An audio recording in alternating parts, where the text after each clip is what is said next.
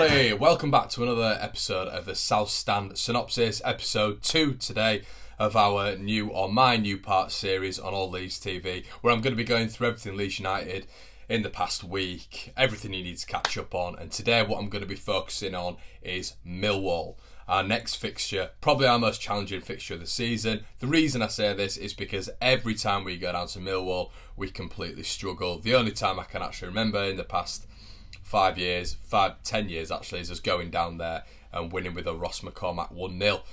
But anyway, before I start this video, what I'd like you guys to do is please go on to our last, we did a Skype call, me, Oscar, Marriot and Joe Wainman. We did a 3-part video, sorry, it was an August review.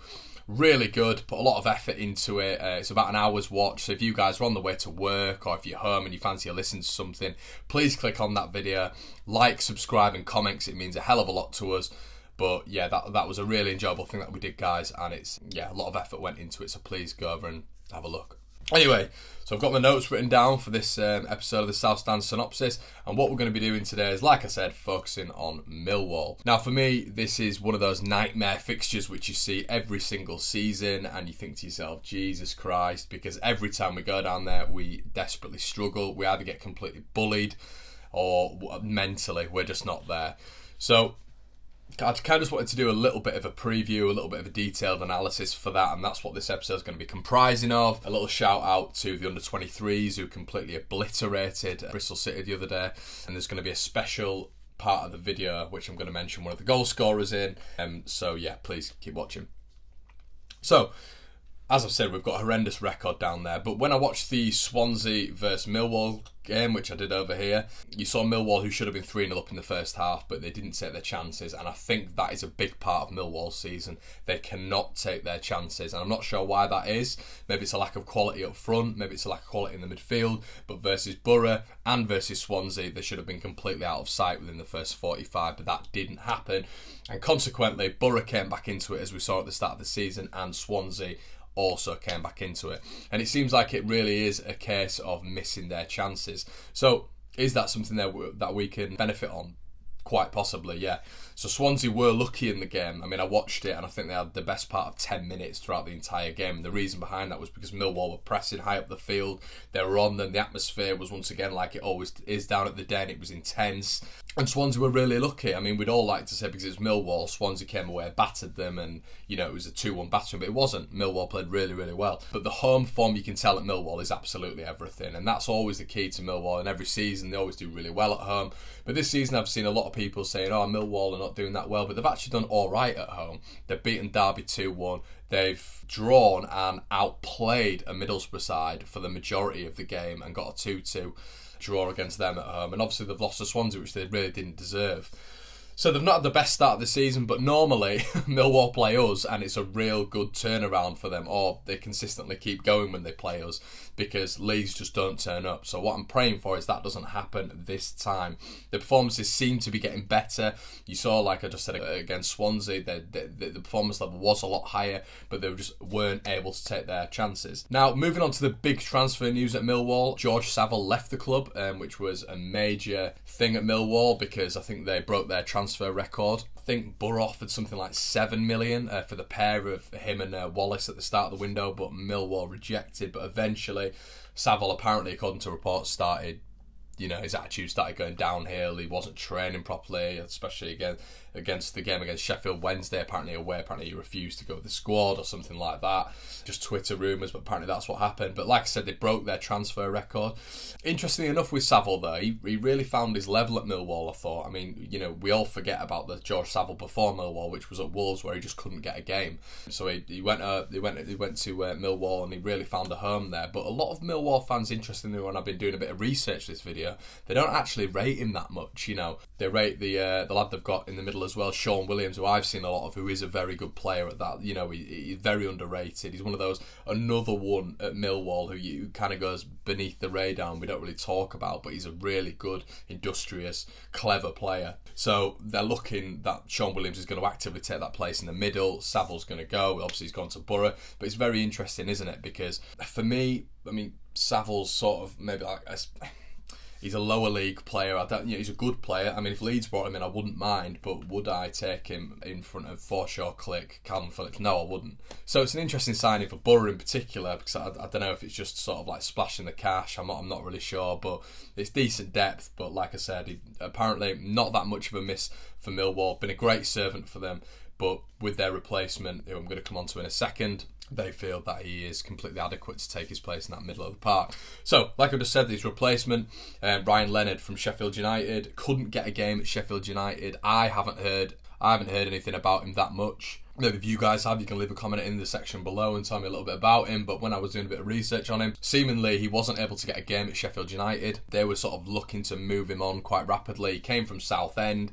Millwall actually went in for him at the start, but he chose to go to Sheffield United, which was quite controversial. So I don't know why it's not worked up for him up there. Maybe he just doesn't like the North. But Millwall normally do this, where even in the case of George Saville, where they'll go to a player who hasn't made it at a club and they will take them off their hands, and normally they turn out to be a pretty decent player. So yeah, as I said, there's been a huge dip in Saville's performances. Williams has come in and they've signed Ryan Leonard, so we expect that he's going to come straight in to replace Saville against Leeds. He didn't really play that much against Swansea. I think he came on in the last 10 with Bradshaw, but he's probably going to make his full debut against Leeds. And another signing who will all be a little bit more aware of is Tom Bradshaw, originally of Walsall. Barnsley signed him. Now, I've got a couple of good mates who are Barnsley fans, and they really rated Bradshaw when he was there. Obviously, they don't rate him now. I don't know if that's sour grapes or whatever, but he didn't really have a great record at Barnsley this season. But that, for me, that doesn't make any sort of waves when people say that. I mean, look at Chris Wood when he came to us. Didn't have a fantastic record.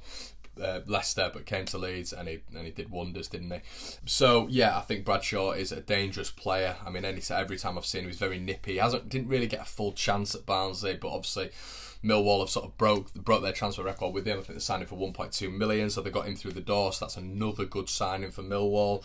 Once again, pacey, I think he'd be able to play off Gregory and Morrison pretty well. He's going to be actively used as a substitute, but he could definitely be something to consider when Leeds are getting to the dying embers of the game. Morrison comes off, Bradshaw comes on. How are Leeds going to cope with that? Are we going to bring Jansen on if we start Berardi and Cooper? Because we know what Bielsa likes. He likes it when we match the centre halves up with the centre forwards. Are Millwall going to go to a front three if they're struggling? Who knows? It's something to consider. But yeah, their back line anyway is led by Jake Cooper, the captain. He's a very solid player. I think he plays with Murray Wallace at the back. Millwall are always a half decent team at the back, aren't they? We all know that.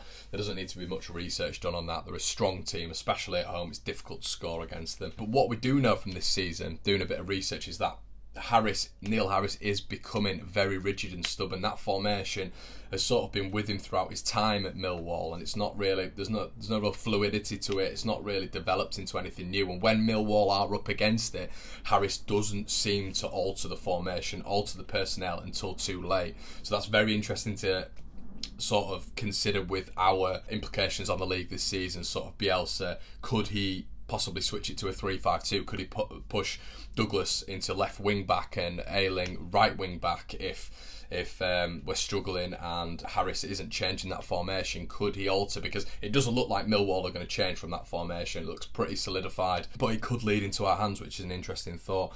But would you say that Harris is becoming tactically inept? I mean, if Millwall fans are watching this, please leave your comments below. But if you are not able to alter your formation to your opponent, then is that sort of a downgrade in your managerial ability? I mean, we know Harris is a type of manager who can get players up for a game, which is what he's going to be doing against Leeds United, but is he going to be able to tactically outmaster Bielsa if he's able to pull some strings out the hat?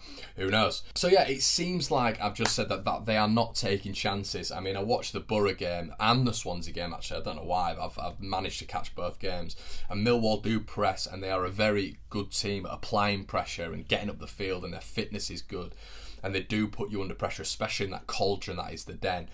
But they're not taking their chances, and that could play into Leeds' hands in a sense of, okay, you're not taking your chances. Leeds, ride it out like we did against Norwich. That first 30, we were under the cosh, but they are completely susceptible to the counter-attack, as you saw against Swansea. Swansea broke twice. They had 2 attempts on goal and they scored twice.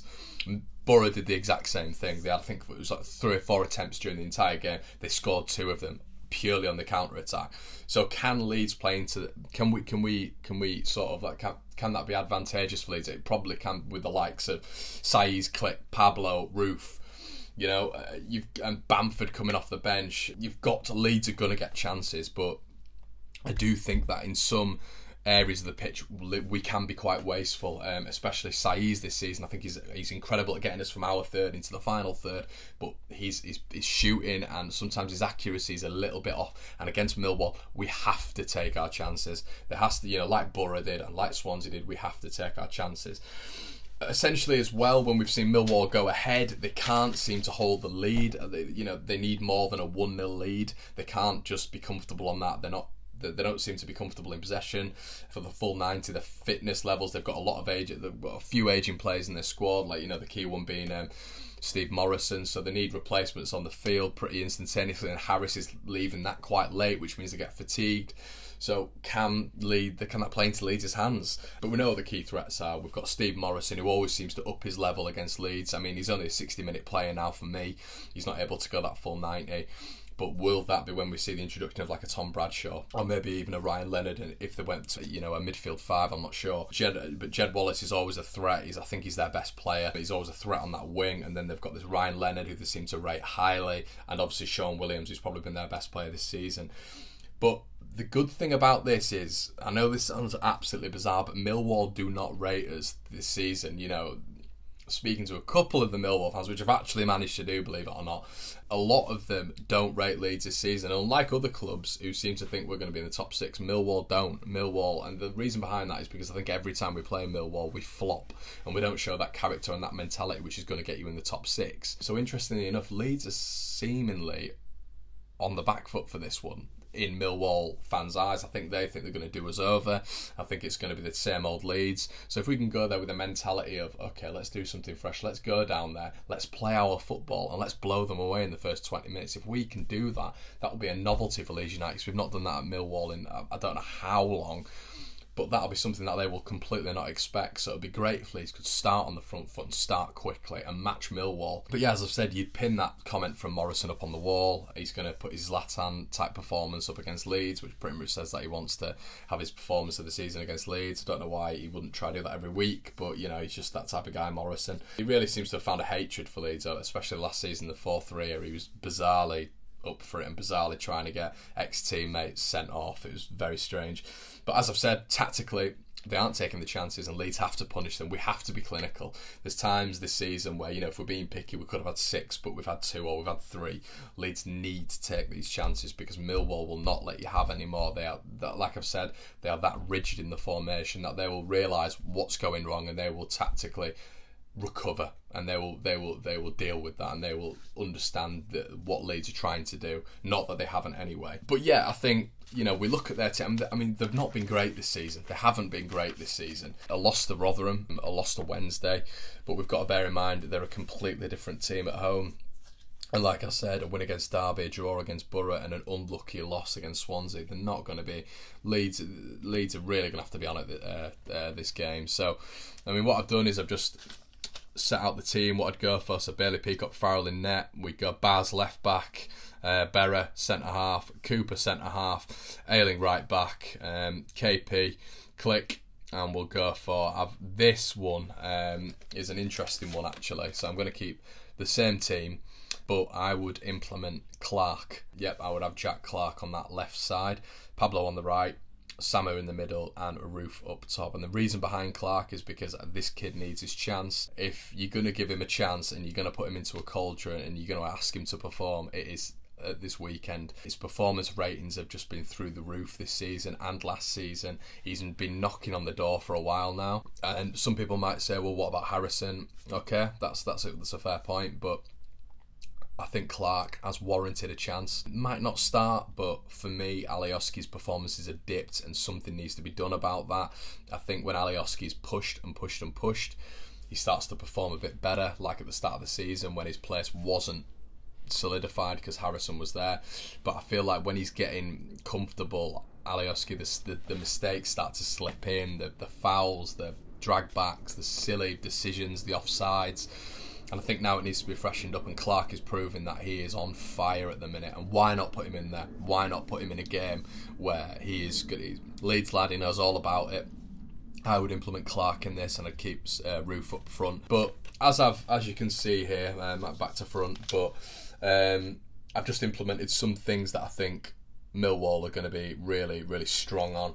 You're going to have Cooper just in between Roof and Samu. I think Roof's going to try running behind Cooper.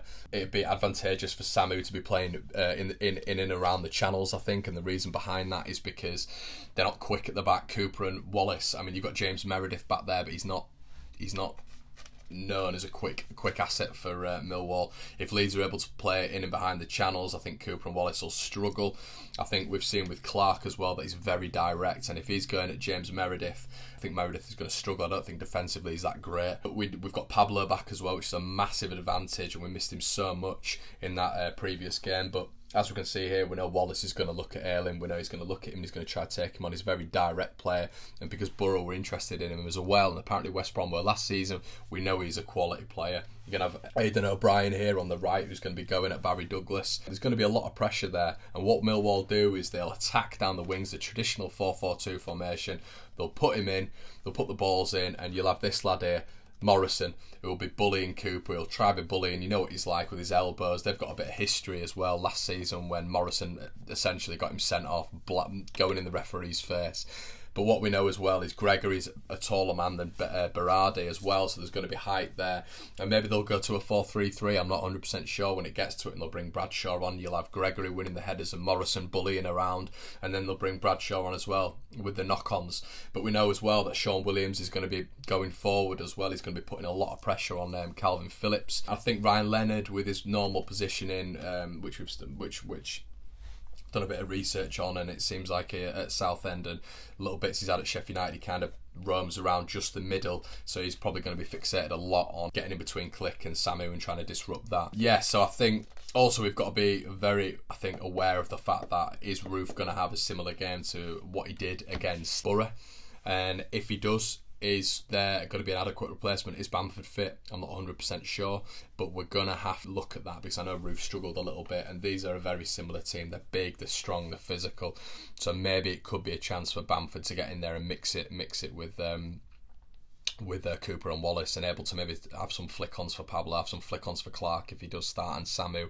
But we need Samu 100% for this game. We need it mentally right, and I think Leeds will win the game 2-0 if we're all there. If we're at the races, I think it's going to be a 2-0 win for Leeds United. So, as I said, guys, something a little bit different. It's been a really detailed video. I've put a lot of research into this, so if you could comment your thoughts, that'd be fantastic. And please subscribe to All Leeds TV. We've had a serious growth in the last 3 or 4 months, and that's because of our fantastic fan base. It's been superb, and we're really enjoying what we're doing. We're trying to bring new content to you guys, and we're hoping you're enjoying it. So yeah, let me know your predictions below as well. That'd be fantastic if you could let me know. I mean, what do you think to the tactical analysis I put there? Do you think we're going to start with Roof? Do you think he could even start with Bamford? I think it's unlikely. Is it going to be Berardi or Jansen? You know, are we going to be looking to maybe switch up the formation to a 3-5-2? What's going to happen? Let me know in the comments below, guys, and please check our last video out, which is the August All Leeds TV review. Cheers, guys. Bye.